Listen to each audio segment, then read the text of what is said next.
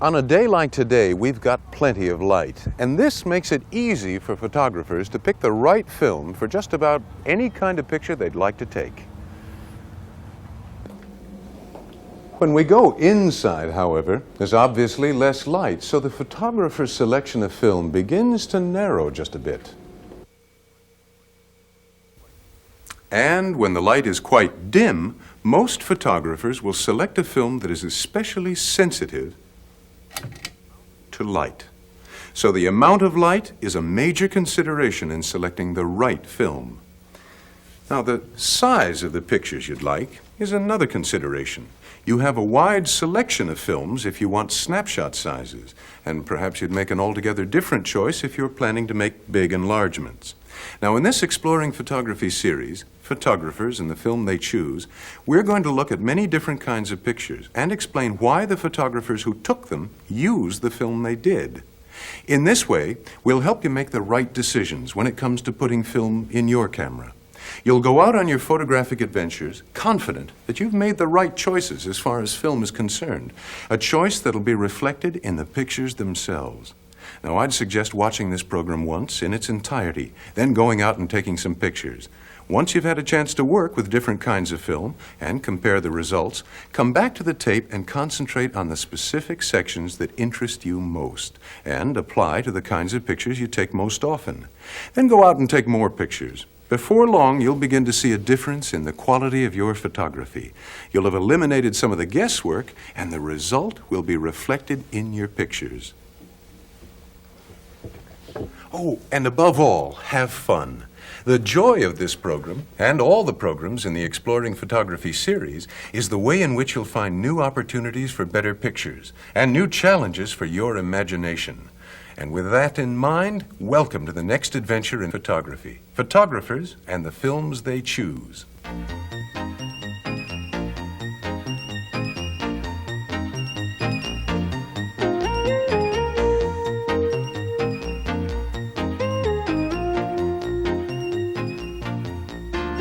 Photography is as rich in variety as the world is rich in images.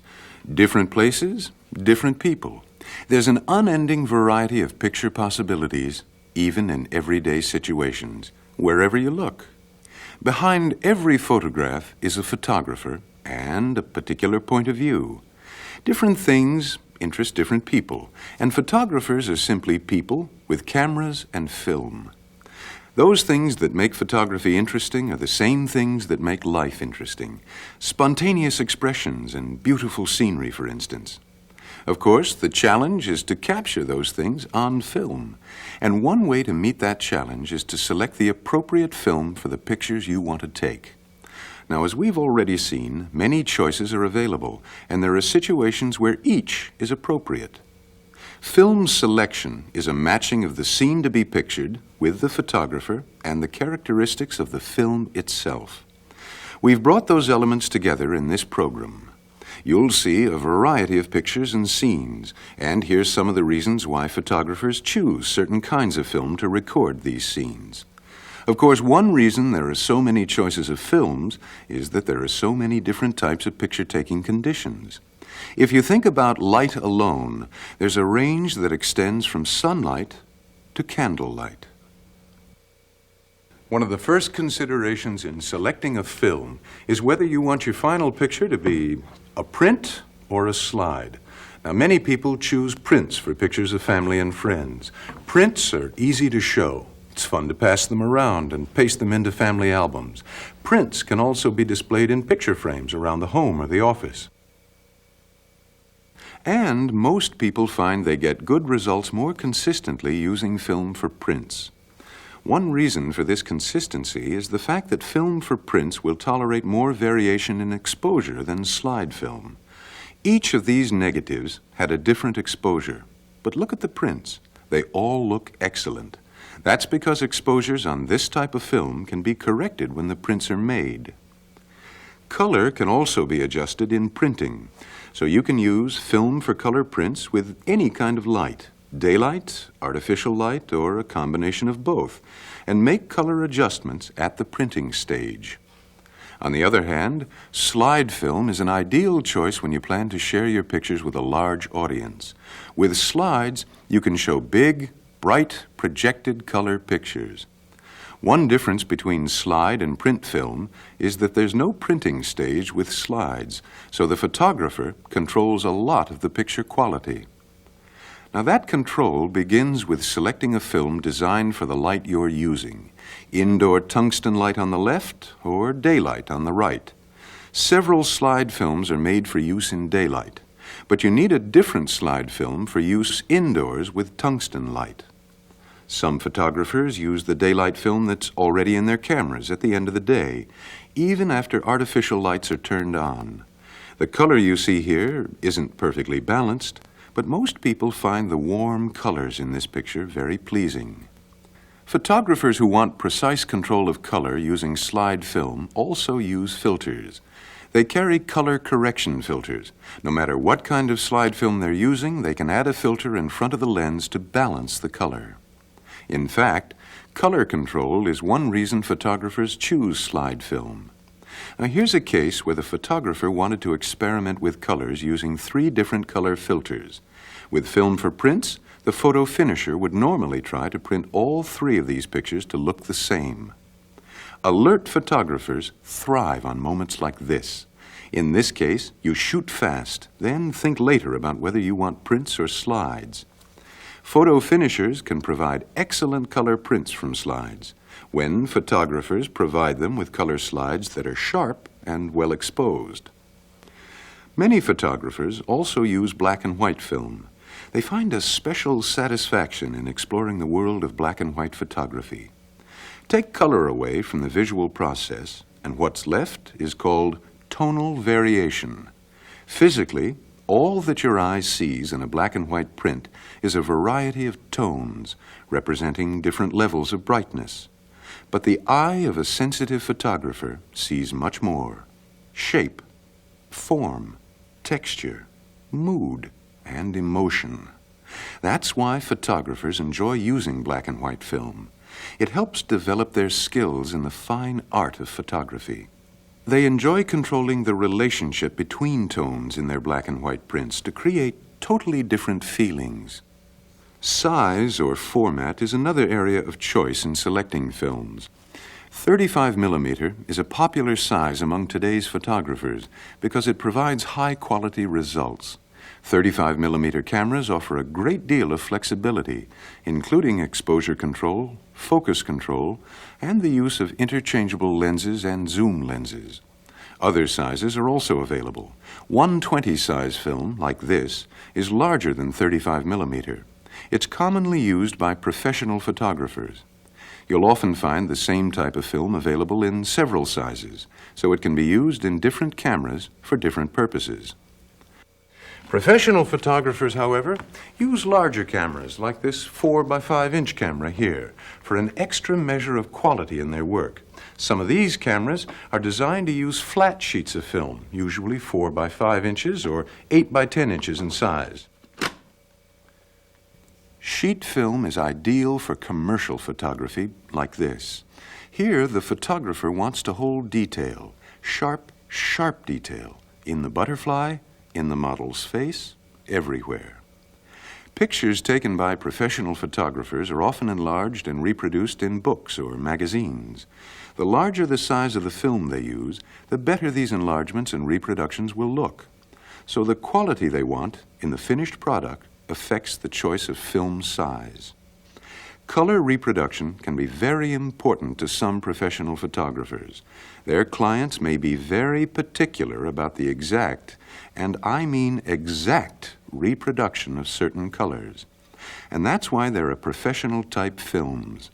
These professional films are designed to provide very precise and consistent color reproduction. In terms of sharpness and clarity, professional films are similar to any other films, in the same size, of course. The difference is that they provide very faithful and predictable color rendition. Of course, these special characteristics require special handling. Professional-type film should be refrigerated. In fact, refrigeration or even freezing will prevent all film from changing. It's not a bad idea to store your film here, even if you're not a professional. You can extend the life of any film, not just professional type, by storing it in the refrigerator or the freezer. One tip, however.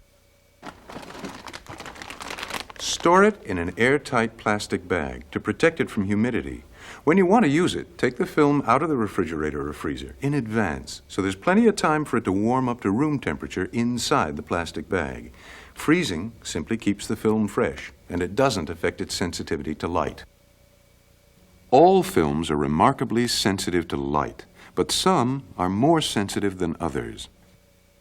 Films are rated according to how fast they respond to light. A film rated at 400 responds twice as fast as a film rated at 200, so it's quite correct to talk about differences in film speed. A slow film actually needs more time to produce the same response to the same light as a fast film. Any film speed works well in bright light, like this. So photographers who are doing a lot of photography in bright light will usually choose a slow film. Why? Well, you don't need highly sensitive film, since there's plenty of light. You can choose instead to take advantage of the fine grain and sharpness of slow films. If you intend to make enlargements that are 11 by 14 inches or larger, the fine grain and excellent sharpness of a slow or medium speed film can make a difference. You get a sharper looking print.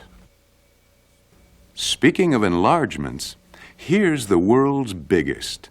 It's the Kodak Colorama in Grand Central Station, New York. These pictures are enlarged to 80 feet in length. You can be sure that Colorama photographers use slow-speed films and tripods. Slow films and slow shutter speeds go together. Some people think you don't need a tripod unless your shutter speed is slower than 1/30th of a second. But even with higher shutter speeds, you'll get sharper pictures if you use a tripod. It's the fine detail in this scene that makes it so appealing. If you were a painter and you wanted to reproduce that detail, you'd choose the brush with the finest point. Photographers paint with light, and slow-speed films serve them in the same way that fine-point brushes serve the painter.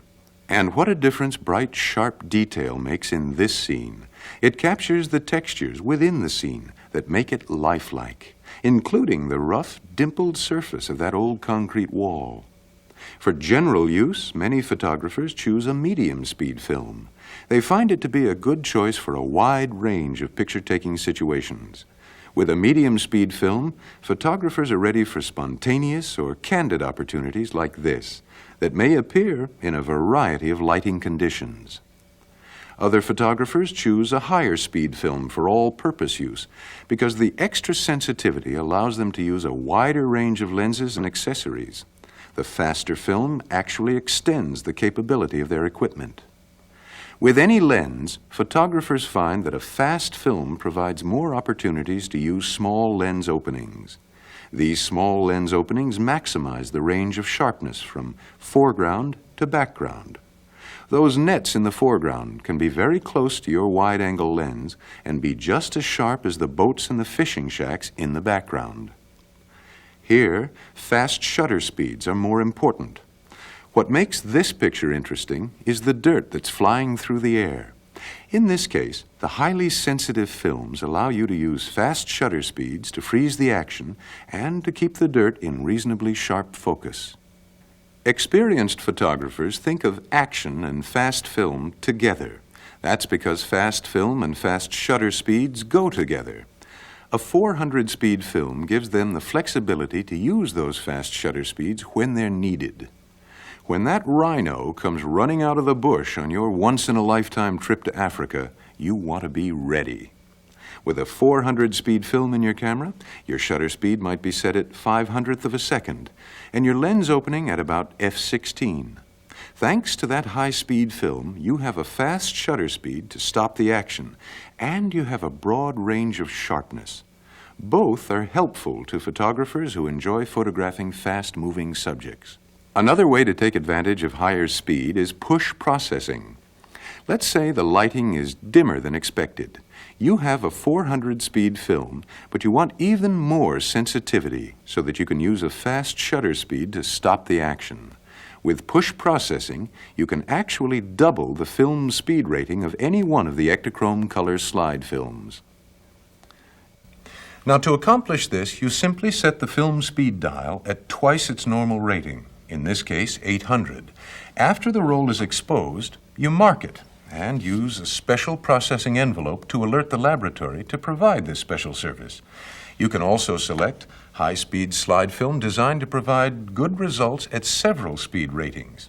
Now, I expose this entire roll of Ektachrome at a speed of 1600, so I simply put a circle here, and the photo finisher will push process it to that speed. Oh, and incidentally, you cannot effectively push process film for color prints.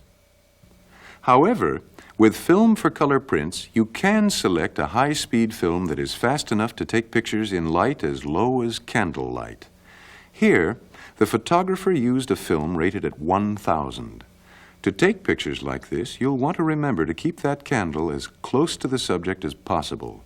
By the way, your camera meter will probably indicate an exposure combination of about 1/30th of a second at a lens opening of about f2. It's also a good idea to keep your camera on a tripod, especially when using a shutter speed of 1/30th of a second. Now, many photographers keep their camera on a tripod anytime they have control of the subject, just to be sure the camera doesn't jiggle. Some photographers use a tripod when the light level is low, as it is here, to help in focusing. When the lens is wide open, the range of sharpness is relatively limited. With the camera on a tripod, you can concentrate on focusing and think about placing that range of sharpness where you want it. Some of the best pictures appear when the light gets dim, and that's another reason some photographers prefer a higher speed film as their all-purpose choice. With a high-speed film, you can take pictures outside where the snow is and inside the cave. It gives you that flexibility. Of course, you may not always have the right film in your camera at the right time to capture a rare picture-taking opportunity. This photo, for example, was taken at dusk using a slower film than the photographer would have preferred, and it's a beautiful picture. In fact, this slide was used as a Kodak colorama in Grand Central Station. It shows a combination of good luck and good camera handling techniques.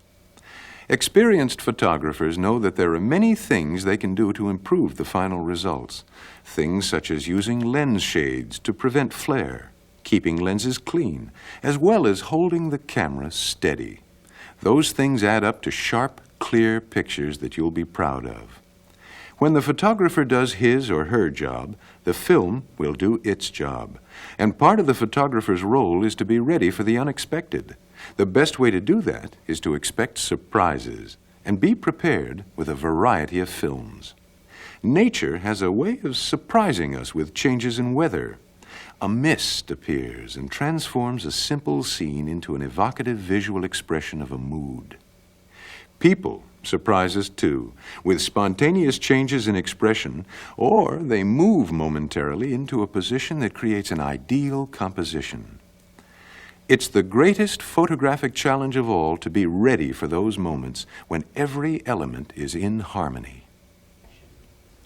The selection of the right film and the correct use of that film through proper camera handling and processing techniques is an important part of the harmony of good photography.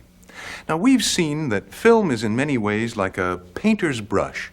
It's an instrument that allows the photographer to paint with light.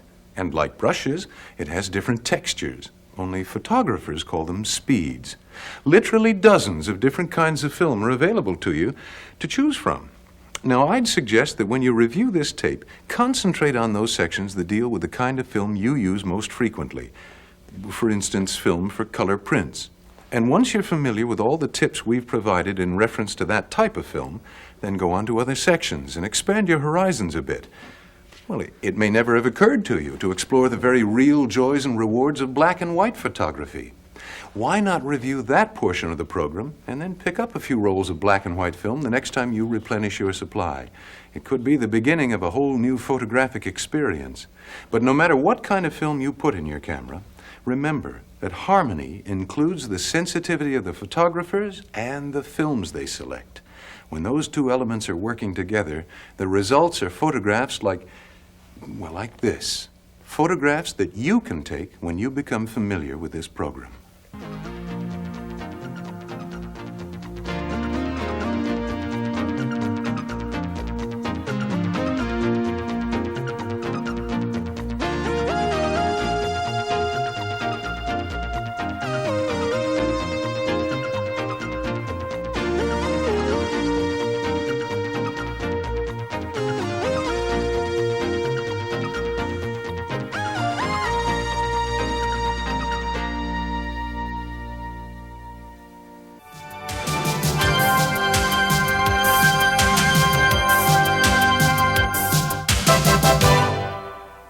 There are many similarities between the lenses of our eyes and the lens of a camera.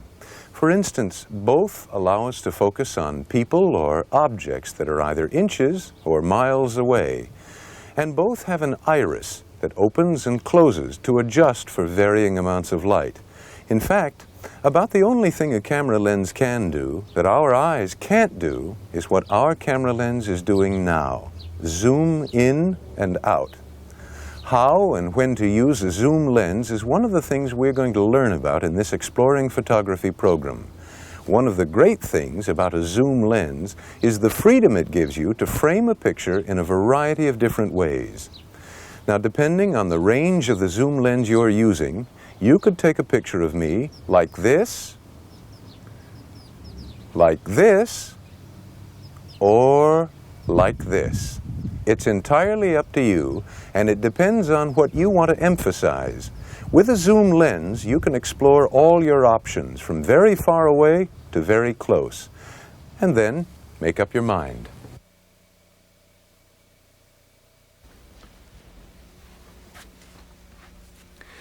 You know, one of the things photography does is give us the fun and challenge of interpreting reality any way we please. We can put different lenses on our camera and see things from a distorted wide-angle perspective or a very intimate close-up view. Both approaches give us a completely different look at reality. And by choosing one or the other, we're really expressing ourselves. We're saying, this is the way I see this flower, or this is the way I think this landscape should be seen. You see, photography in general, and lenses in particular, give us the freedom to express ourselves. And in this program, we're going to learn more about using the equipment and opportunities photography makes available to us.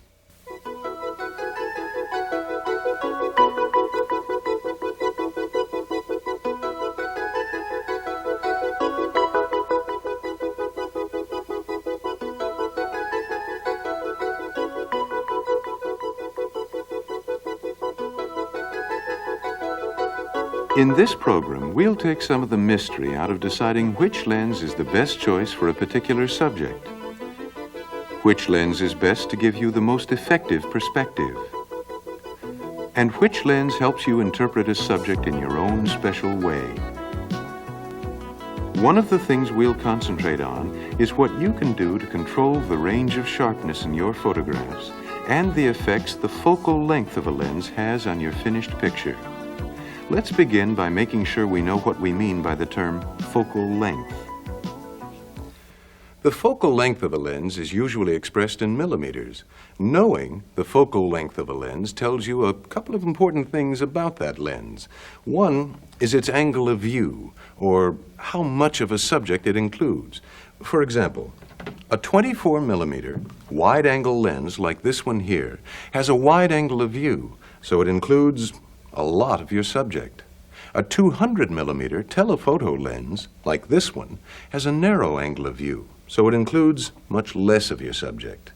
The focal length of a lens, therefore, is also an indication of how much it seems to magnify your subject.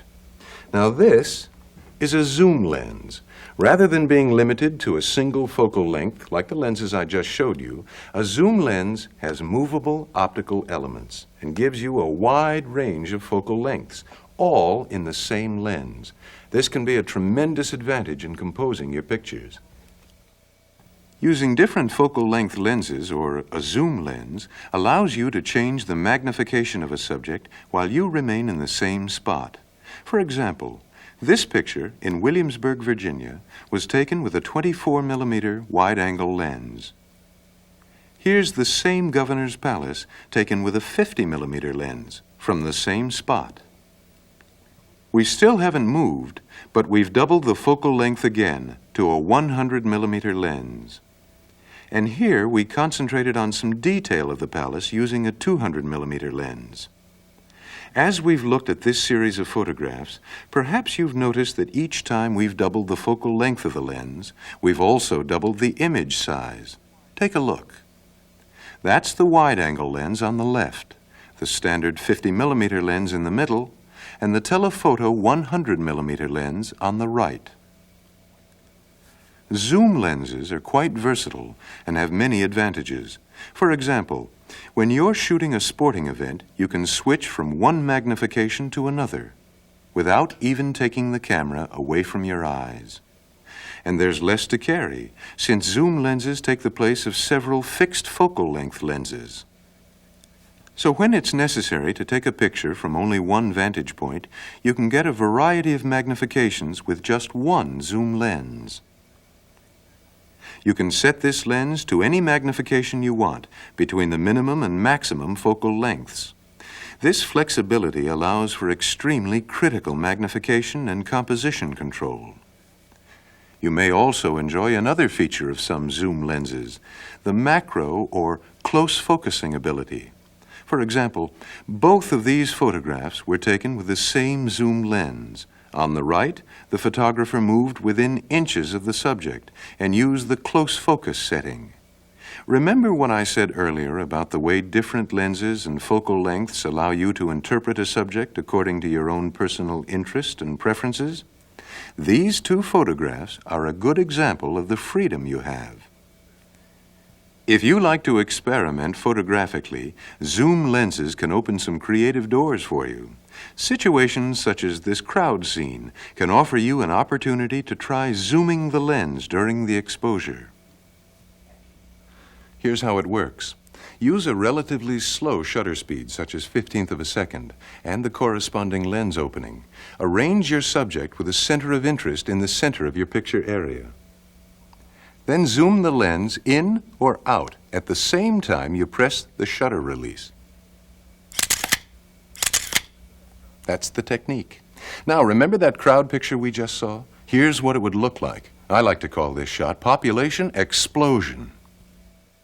As you can see, most of the image is abstracted, and you're left with a just barely recognizable central image. The important thing to remember is that this is experimental photography, and you may have to do some trial and correction to get results that please you. Having looked at impressionistic photography that's deliberately blurred, let's get right back to basics and review just what it takes to get the kind of sharp images you usually want, no matter what kind of lens you're using. Unintentional camera movement creates unwanted blur, like you see in the picture on the left. So it's important to practice your camera handling techniques so you can get the sharp images you want every time you want them. Obviously, the slower your shutter speed, the greater your chances of getting a picture that's not perfectly sharp. Here's a handy rule of thumb that can minimize blur caused by the slight camera movement you can get when you shoot at slow shutter speeds. Select a minimum shutter speed that's approximately equivalent to the focal length of the lens you're using. For example, use at least 1/125th of a second with lenses up to 100 millimeters, but switch to 1/250th of a second when using a 200 millimeter lens. Remember also to use correspondingly correct lens openings to compensate for the higher shutter speeds and, if necessary, faster film as well. Since you may not always have enough light to use a recommended fast shutter speed, keep a tripod and cable release handy In fact, to get the sharpest possible pictures, use a tripod or camera support every time it's convenient. You'll also want to keep unwanted stray light from the front of your lenses. This is a lens shade, and there are different ones for the different focal length lenses you may be using. Wide-angle lenses need wider-angle lens shades than normal or telephoto lenses. Now, if you mistakenly put this telephoto lens shade onto this wide-angle lens, you may get a shading effect in the corners of your pictures. So remember, the wider the lens, the wider the lens shade. Well, we've looked at the different kinds of focal length lenses and determined how they work and what they can do. Now let's consider some of the reasons why you might want to use a normal, wide-angle, or telephoto lens. This fall's scene was taken with a normal 50mm lens. This is the standard lens that often comes with a camera when you buy it. This normal lens is designed to accommodate the majority of everyday picture-taking needs. It's lightweight and usually has a large maximum lens opening, such as f1.4 or f2.0. Photographers often refer to a lens with these large maximum lens openings as a fast lens. A fast lens can take pictures in a wide variety of lighting conditions, including existing or artificial light. If you combine a fast lens with fast 400 or 1000 speed film, you can photograph practically everything you see. But frequently, other factors become more important than having a lens with a large lens opening. Here, for example, the photographer felt the wide angle of view was more important than being able to hand-hold the camera with a fast lens. So she used a slower, wide-angle lens and put her camera on a tripod. A wide-angle lens is also a good choice when you want to dramatize the size of an object such as this Alp horn. The photographer used a 24mm wide-angle lens and a low camera angle, then got very close to the end of the horn to achieve this dramatic effect. Another use for a wide-angle lens is taking pictures in places where space is so limited that you just can't move back far enough to include everything you want with a normal lens. When you take head and shoulders photographs of people, you and your subject will be a lot more comfortable if you don't have to work too close. A distance of about 8 feet or so is about right.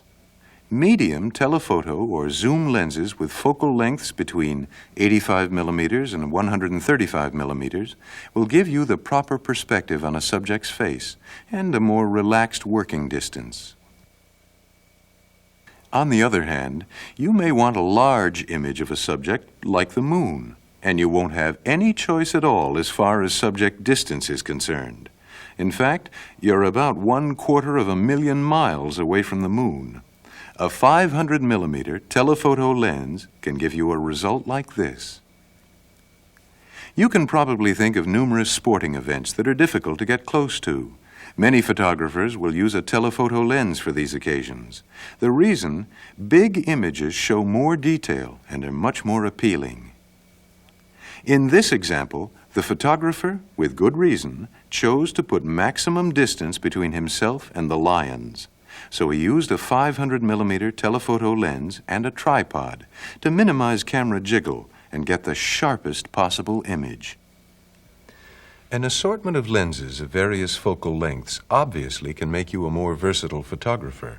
And here's a simple, inexpensive device that will also increase your lens inventory. It's called a tele-extender. And depending on the type, it actually doubles or triples the focal length of whatever lens you happen to be using. The waterfall on the left was photographed with a 100mm lens, and the picture on the right was taken with the same lens plus a tele-extender, which doubled the focal length from 100mm to 200mm. There is a trade-off, however. Tele-extenders reduce the amount of light reaching the film by 2 lens openings for the double extenders and 3 lens openings for the triple extenders. That's a considerable loss of light. Now let's talk about perspective. Perspective is determined by the distance from camera to subject. Whether you have a normal wide-angle, or telephoto lens, perspective is the same for all of them if the camera-to-subject distance remains the same. When you get close to a subject, like these tulips, they will look unusually large, and distant objects, like the Washington Monument, will look small and far away. That's because the distance between the tulips and the monument is great compared with the distance between the camera and the tulips. Telephoto lenses, however, seem to compress distances as you move the camera farther away from the subject. Here, we switched to a telephoto lens and moved our camera back 100 feet or so from the tulips.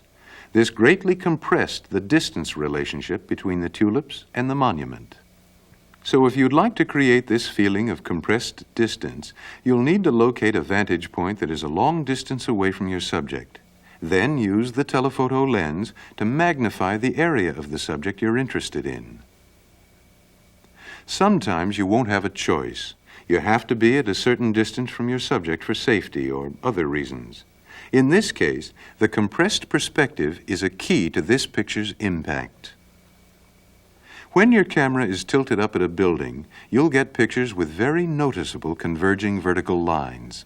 Sometimes this can be dramatic, or it can make the building appear as though it's falling over backwards. If you like the effect, it's called perspective. If you don't, it's called distortion.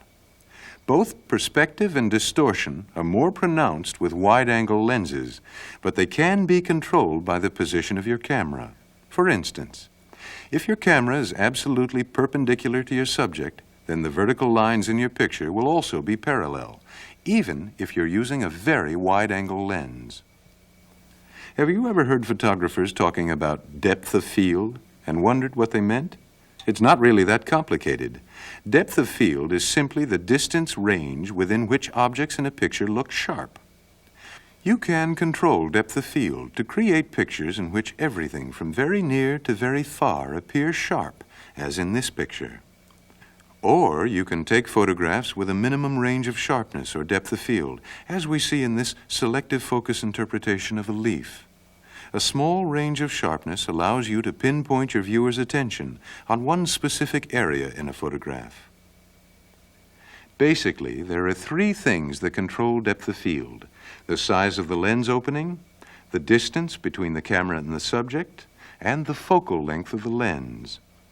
Notice how the range of sharpness is shallow when you use a large lens opening versus a small one.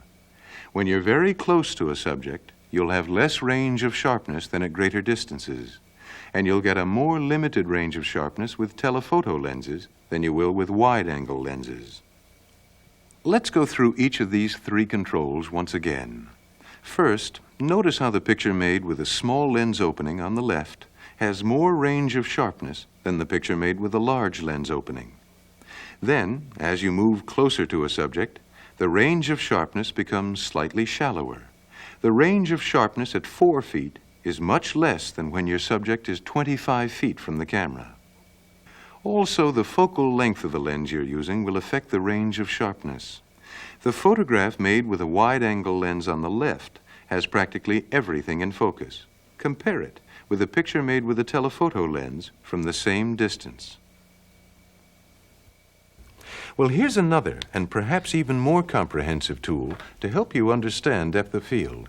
It's the depth of field scale, and it just might be one of photography's best-kept secrets. It will tell you what the range of acceptable sharpness will be at different distances and lens opening f numbers. Since it's such a well-kept secret, the chances are pretty good that you may have seen these scales and wondered, what in the world is that used for? You'll find this scale located on either side of the focusing index mark. The scale itself does not move, but it's right next to the focusing ring, which of course does move, as you change focus from, let's say, 5 feet to the infinity mark, which looks like the figure 8 on its side. Most focusing scales nowadays give you the distances in both feet and meters. Here, the distance in meters are white numbers, 10 meters, for example, and the numbers in green are feet, 30 feet. We'll use the footage scale and skip over the meters as we continue to describe how to use the depth of field scale in this program. You've probably already noticed that this scale has pairs of F numbers on either side of the index mark. A pair of F4s fairly close to the mark, a pair of f8s, f11s, f16s, and you may or may not have f22 on your lens. As the scale progresses to the smaller lens openings, f11, 16, and 22, the spread gets wider and wider. This indicates a progressively greater range of sharpness. The distances opposite each one of the pairs of f numbers on the depth of field scale will tell you the near and far distances that will be an acceptable focus. For example, this lens is focused at 12 feet, but the range of sharpness at f8 is from approximately 8 to 20 feet. At f22, still focused at 12 feet, the range of sharpness is from 6 feet to infinity. Let's try that again. But here's an idea. Why don't you stop the tape, get out your own camera, and then rewind to review the examples we've just covered. Then we can go on.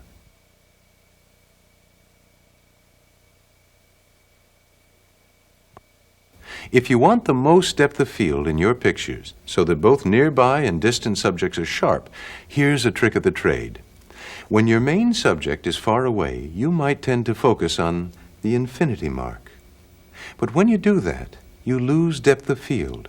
At f16, your depth of field is only from 20 feet to infinity.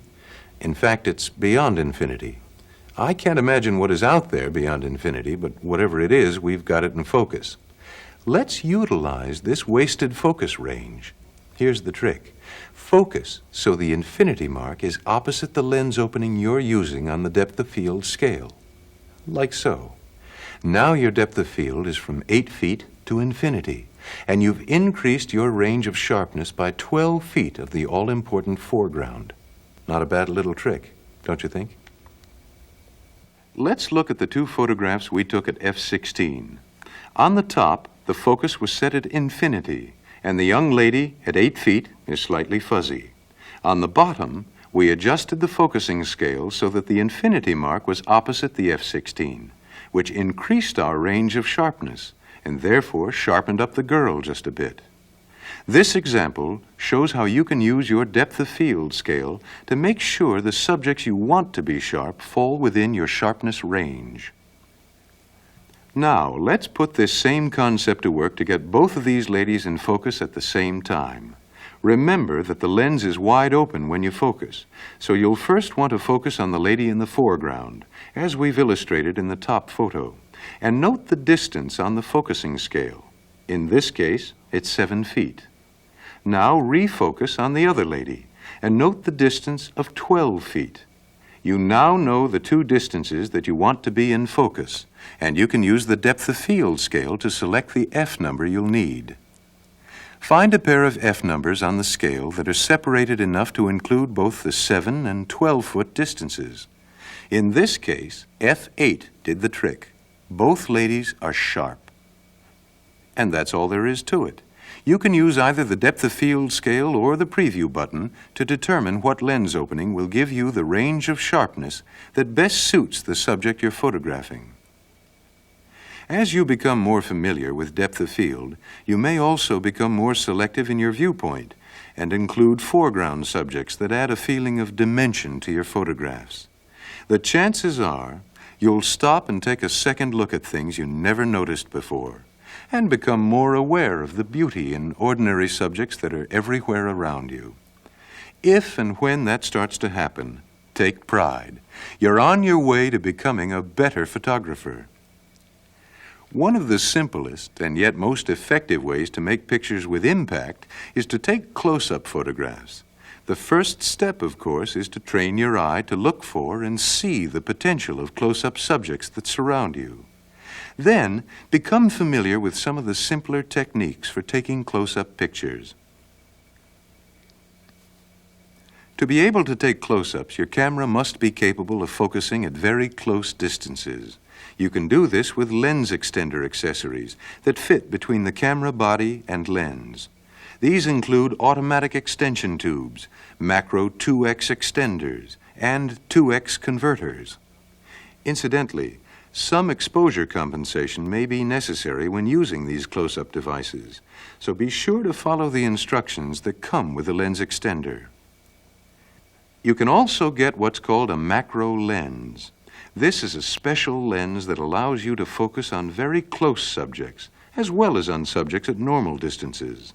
Most of these lenses will work together with the camera's metering system to correctly adjust the exposure for the close-up pictures. If you only take close-ups once in a while, you may prefer to use a set of inexpensive close-up lenses that fit over your camera lens and allow you to focus at close distances. These close-up lenses are rated at numbers 1, 2, and 3 for their different close-up capabilities. The number 3 lens allows you to get the closest. One nice thing about these lenses is that you can use them without changing your exposure, and you can combine them to allow you to get even closer to your subject. If you occasionally want to take a photograph that combines close-up and distant subjects, you can use a 1/2 close-up lens. Like bifocal eyeglasses, this lens will bring some near subjects into focus. The other half of your picture can be focused using the camera lens.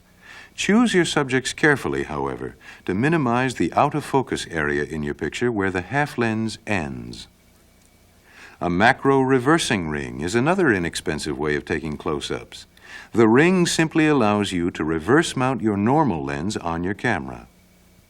It's effective, as you can see, but it does limit you to one subject distance, and it also uncouples the exposure controls between lens and camera.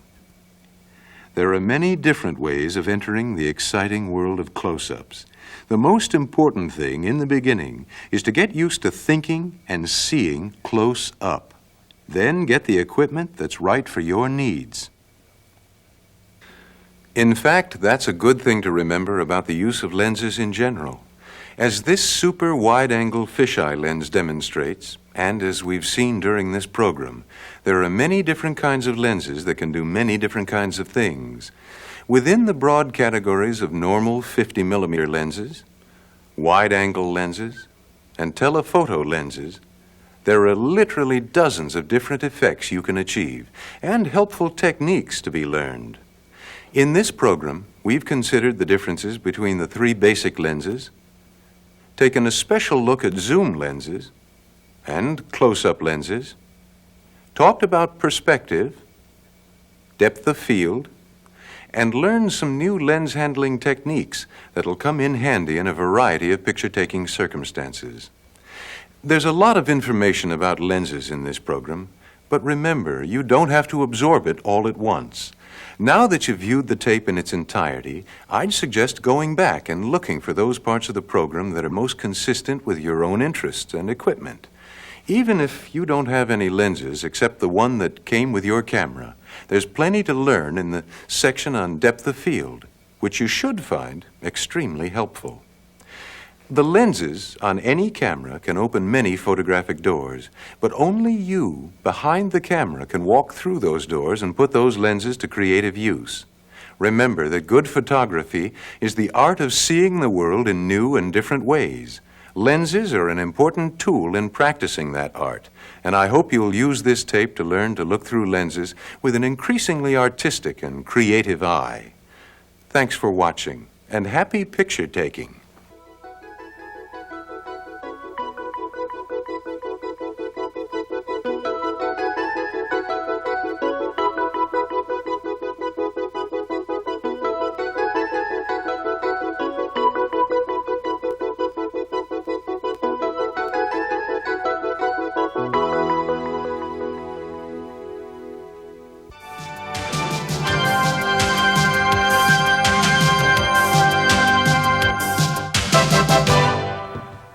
We're all accustomed to seeing good lighting on the people we see in professional portraits and on television.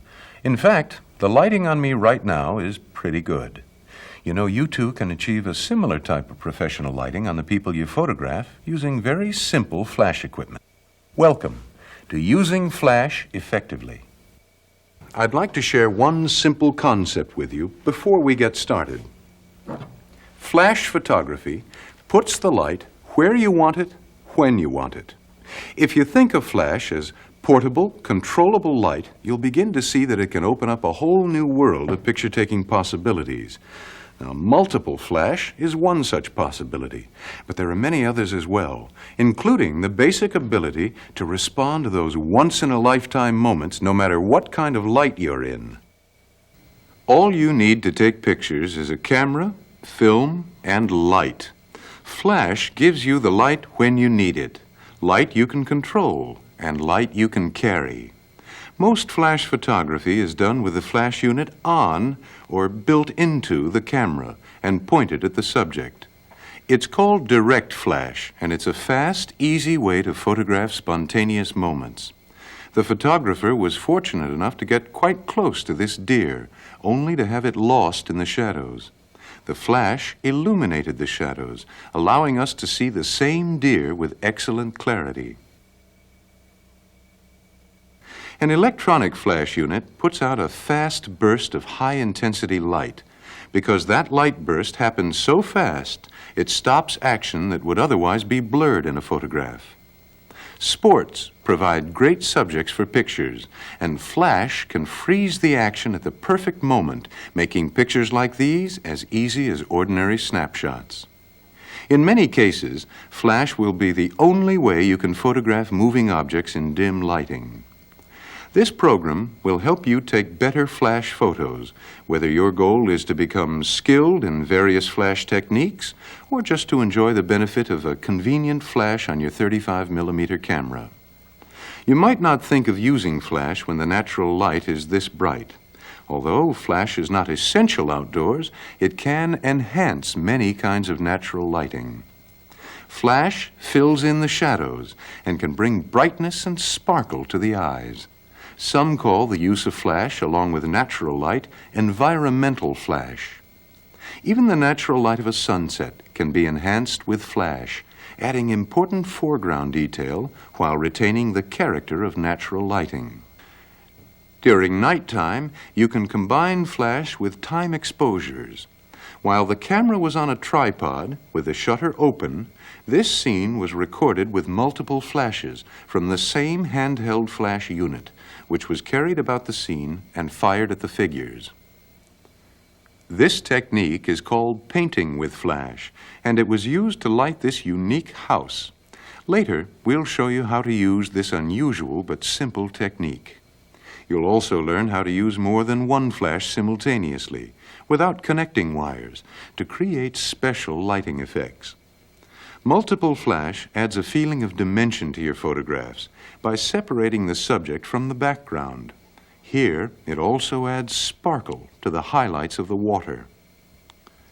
You can select from a wide range of flash units besides those that are built right into the camera. Detachable flash units offer some added features that may be operated either automatically or with manual settings, depending on the unit. Those with a tilting or rotating flash head can bounce the light off a ceiling or wall for softer, more natural lighting.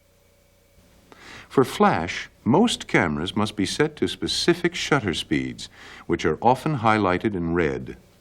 You can use shutter speeds that are slower than the shutter speed recommended, but not faster. Consult your own camera instruction manual to be certain.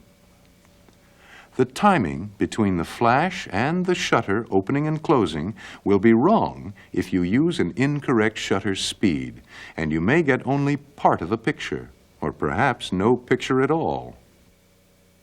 Here's a simple test that can tell you instantly if your camera and your flash are working. When your camera has no film in it, open the back like this.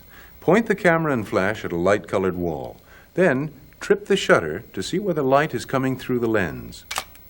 Obviously, this camera is working. If I accidentally had the shutter set for the wrong speed, this test would show that something was wrong. In this case, I got only about half a frame. And if the shutter speed was way off, like this, I don't get any light at all coming through the lens. Distance is an important factor in determining the proper flash exposure. The amount of light that reaches the subject will vary depending on how far away your subject is. Close-up subjects require a different exposure than distant ones. Subjects at great distance, such as a view from a stadium at night, are simply beyond the range of flash photography. Here's what flash can do to improve your pictures, even outdoors. Here's the same scene photographed with and without flash. Using flash this way is called environmental flash, a pleasing balance between flash and natural light. Many photographers use flash every time they take pictures of people, indoors or out, to lighten the natural shadows and brighten the eyes. Sunlight and flash go together surprisingly well. Even if your balance of sunlight and flash is imperfect, your pictures will probably be improved. Here's another of those situations where flash can help make better pictures. Both the pictures you see were photographed without flash. On the left, the exposure is set properly for the outdoor area in the background. On the right, the exposure is correct for the person who's indoors in the foreground. However, you can use flash to balance the outdoor and indoor lighting like this. Now the light is properly balanced indoors and out. To achieve this balance, set your camera for the daylight exposure, making certain that the shutter speed you select is okay for flash use. Then set your automatic flash for the color code that is opposite that same f-stop, and the light from your flash will match the daylight. Flash can improve pictures taken in natural light. Notice how the bride on the right stands out from the background when she's photographed with balanced environmental flash. Even the simplest environmental flash techniques can make dramatic improvements in your photographs. But some photographers prefer to refine their techniques to get just the right balance of flash and natural light. Another flash technique that can enhance pictures is bounce flash. The picture on the left was taken with the flash aimed directly at the subject. For this close-up portrait, the lighting appears somewhat harsh and unnatural. On the right, you can see what happens when the flash is bounced off an 8-foot white ceiling. The lighting becomes softer, more even, and more natural looking. Straight flash may create harsh shadows when the subject is standing near a wall. Bouncing the flash spreads and softens the light. Some flash units are designed to simplify bounce flash with a tilting head. If your flash head doesn't tilt, then you can hand hold the unit and point it at the ceiling, as long as the synchronization cord is connected to the camera. The sensor is the device that adjusts the duration of the flash for correct exposure. It must be pointed at the subject you're photographing to work properly. The ideal situation is to use a flash head that tilts up while the sensor remains stationary, pointed at the subject, like so. If the sensor is pointed at the ceiling, then you must use the flash unit with manual settings. One important consideration is the loss of light as it's reflected and spread. To compensate for this, try using low white ceilings, fairly large F numbers, more powerful flash units, and high-speed films. Now, let's add one more refinement to good, simple portrait lighting. You've seen the effect of bounce lighting and fill-in flash to brighten the eyes. This scene was photographed using a second flash behind the subjects. Notice how this technique helps separate the subjects from their background by highlighting their hair and shoulders. The photographer used a second flash unit positioned behind the subjects. This supplemental flash can be used off the camera without any connecting wires. Both units will flash simultaneously with the use of a light sensor called a slave unit. Some slave units slip right onto the shoe connector of the flash unit. A light-sensitive cell senses the light from the on-camera flash and activates the off-camera flash unit. This multiple flash technique works best when both units are set on manual. The fountain in this scene was illuminated by the flash on the camera, but the building was beyond the distance range of the flash, so there's little detail in the building and the steeple. We can improve this picture subject by using a technique called painting with flash, which combines a time exposure for the natural light with multiple flashes from a single unit. The camera was on a tripod, and the flash unit was removed and carried to the building, where it was fired about 12 different times along the length of the building and toward the trees. You see, the key to successful flash photography is knowing how, when, and where to use it. Once you've mastered the fundamentals, you'll be in a better position to capture those once-in-a-lifetime pictures of special people, sights, and moments. Through this program, we've seen the potential of flash and learned some of the techniques. Now it's time to go out and experiment. And as you do, you'll discover that there are many ways to make magic with flash. When you add your imagination to the control of light that flash brings you, you can achieve truly remarkable results. Thank you for watching. Oh, and I hope you enjoy the dazzling experience of flash photography.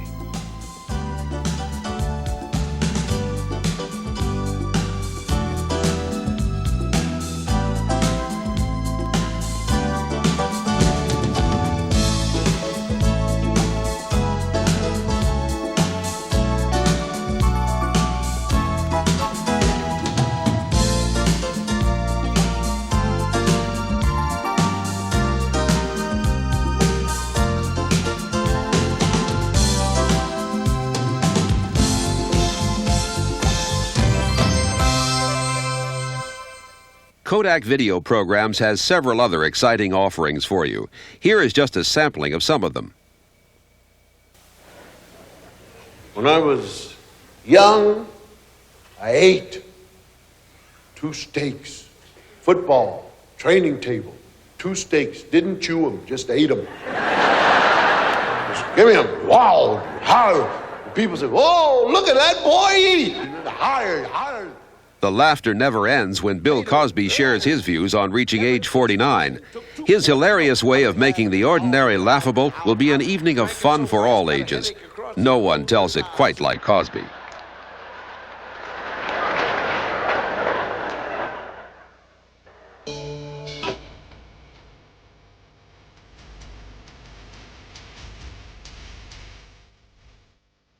The splendor and the majesty of the United States is the subject of this touching tribute to Lady Liberty. From the celebration of the statue in New York Harbor to an exciting trip across the U.S., this is an outstanding recording of a singular event that you will want to keep and share.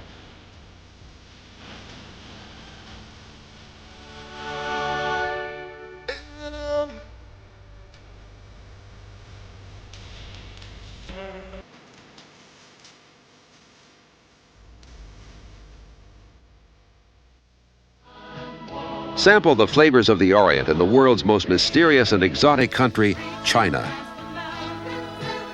Come with us as we travel thousands of miles away through the power of video. You will see a spectacular array of sights and sounds from this fascinating land. And you'll begin to understand the wealth that this country holds in people and resources.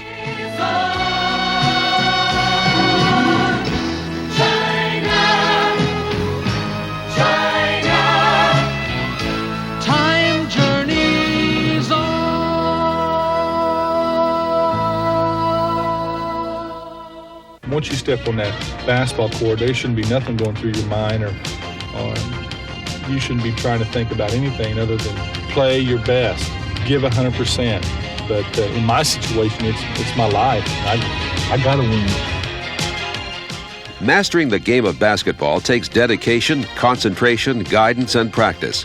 Come with us as we present one of today's superstars of the game, Larry Bird, along with one of the all-time great coaches, Red Auerbach.